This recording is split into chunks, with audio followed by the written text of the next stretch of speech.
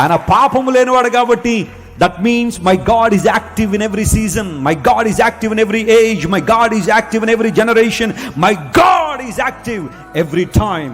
నా దేవునికి ముగింపు అనేది లేదు, ఆయన ఎప్పుడు సజీవంగానే ఉంటాడు. నమ్మిన వారు గట్టిగా చప్పట్లు కొట్టి దేవుని మహిమపరచండి. హల్లెలూయా.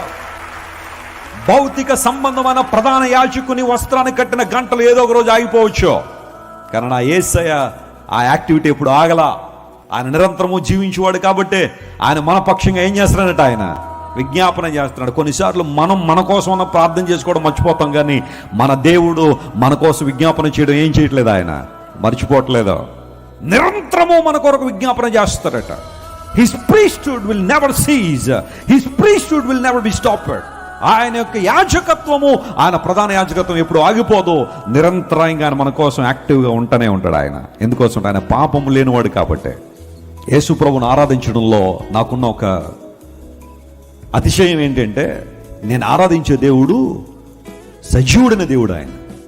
ఆయన మరణ బంధకాల చేత బంధించబడిన వాడు కాదు. ఆయన of course he died for us, but he rose again on the third day.